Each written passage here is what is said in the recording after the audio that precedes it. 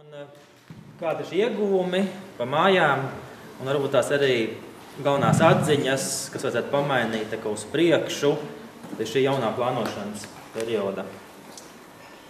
Tātad Talsos Svētās namsaimnieks nosultināja 10 šīs ēkas.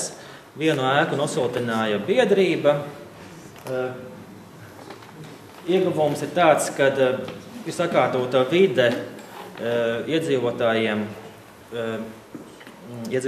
ir šī ēka uzlabota, energoefektivitāte ir uzlabota, bet pašā laikā ir jāsaprot, ka tie nenāca viegli, kad ir jāmaksā diezgan liels šīs kredīta summas, un kādā ziņā ir arī kļūdas, ko mēs arī atzīstam, bet pašā laikā tā pirmā pieredze bija diezgan būtiska, un daudz lietas esam ņēmuši arī vērā. Šeit mēs redzam procesā pirmo māju, tā ir 5. gada iela 1.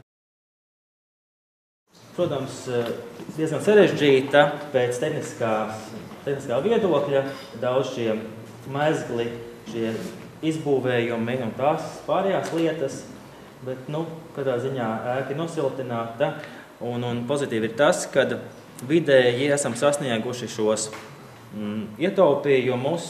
Vidēji visām ēkām ir no 30 līdz pat 50% ietaupījumu siltumam. Līdz ar to varam teikt, ka siltināšana atmaksājās. Protams, šeit pieskārās kolēģis par šīm ventilējamām fasādēm.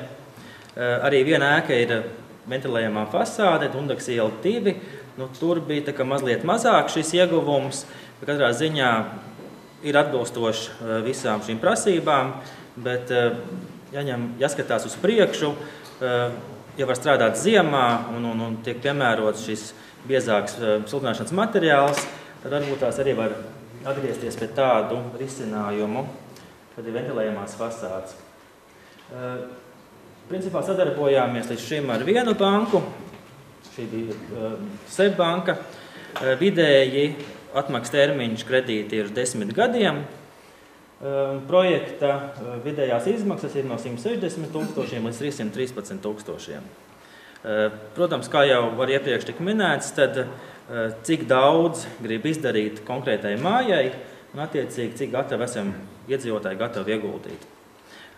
Šeit galvenā atziņa ir tāda, ka iedzīvotājiem tiešām ir vairāk jāiesaistās šajā procesā, un pēc būtības viens projekts izgāja tāds, kad projektu realizēja biedrība, tad ļoti veiksmīgs piemērs, tad būtu labi arī attiecīgi arī turpmākie projekti iet caur biedrībām. Esam jau ievadījuši arī sarunas ar Ģibuļu pagastā vienu dzīvojamo māju, kuri gatava dibināt biedrību un attiecīgi projektu realizēt. Tur ir lielāks kontakts pašam iedzīvotājiem ar visam šīm saistībām, ar projektu, ar dokumentāciju, bet, protams, arī mēs kā apsaimniekotāji varam projektu realizēt un arī turpināt mēs paši saviem spēkiem. Šeit mēs redzam arī 5. gada iela 13, projekta gaita, darba iela 1.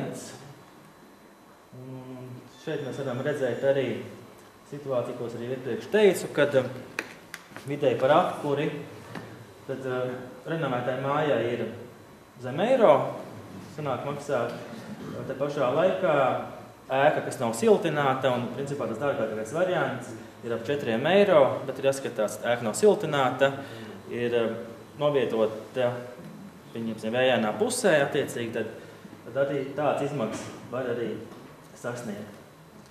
Tas tā īsumā.